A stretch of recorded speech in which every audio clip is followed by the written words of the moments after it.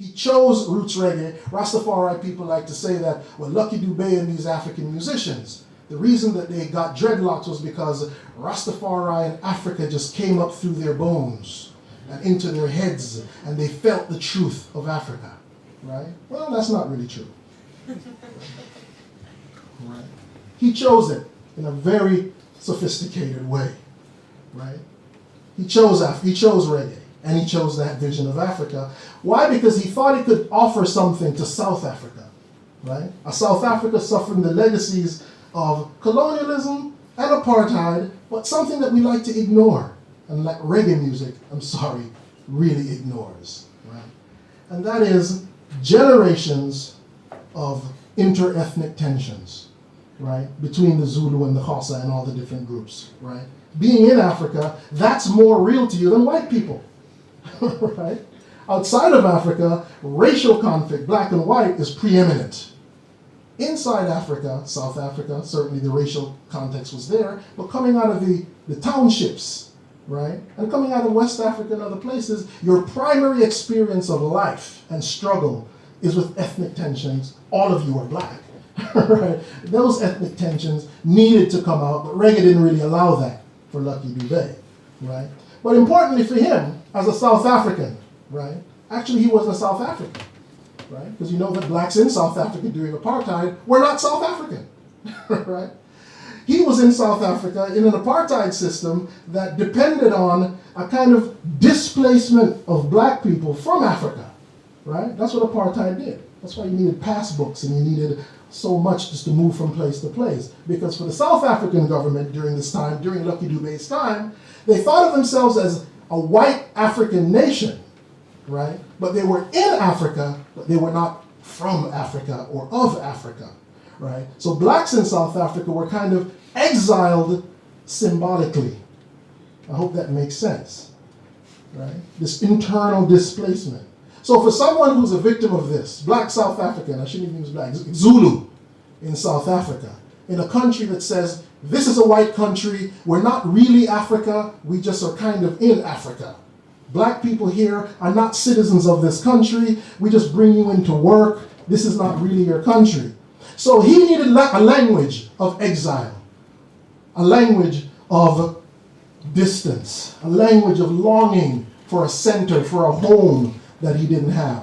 But Zulu music and traditional ethnic music didn't have that language, right? So where did he get it? Well, he took it from Jamaica.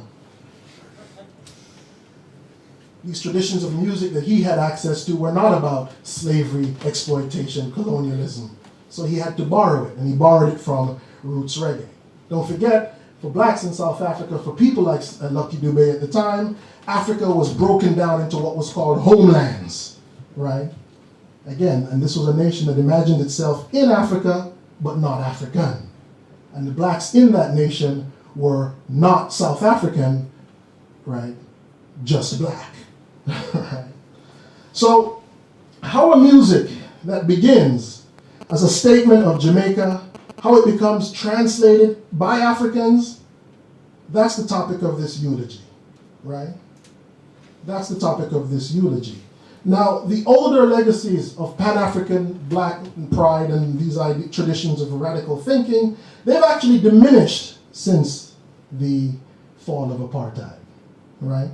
These older legacies of racial pride that fed into Lucky Dubé's thinking, they've really diminished throughout the continent. And in a little while, after some music, I'll tell you why, right?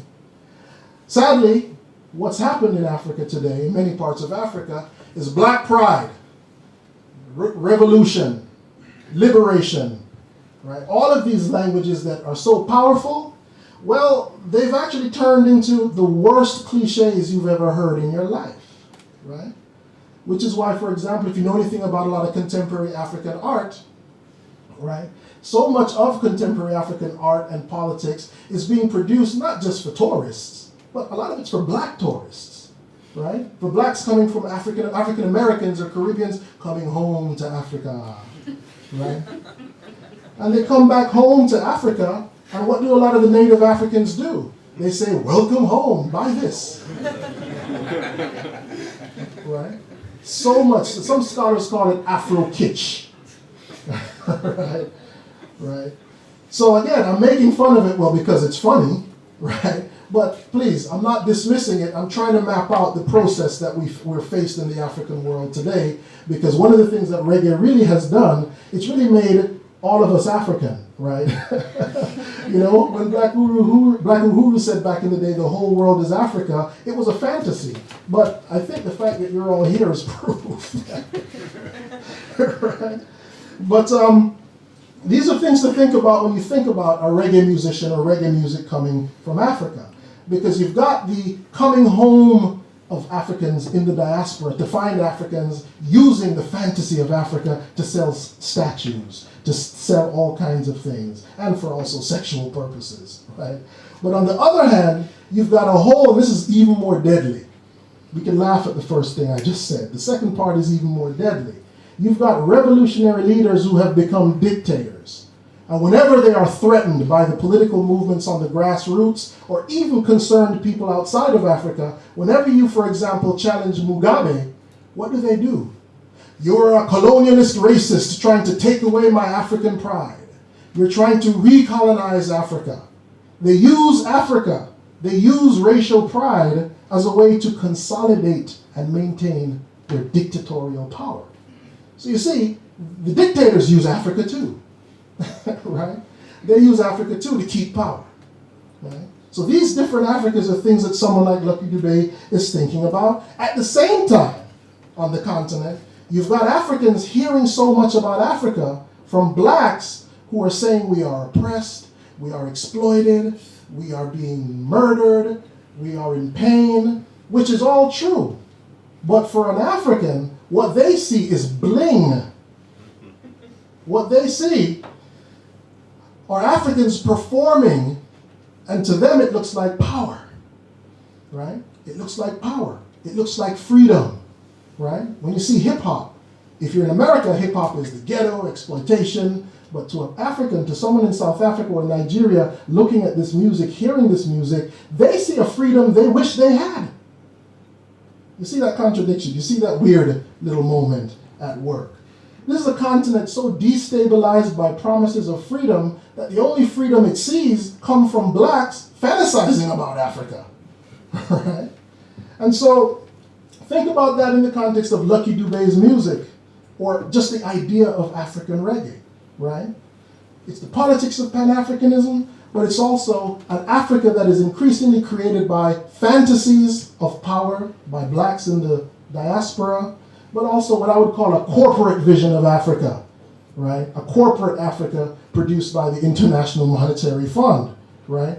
All of these visions of Africa, however, they came to power. Why? I think because reggae music, roots reggae music, failed to adapt to the Africa that it partly helped invent, right? Now I'm gonna take a quick break, 1 minute, back to some ideas.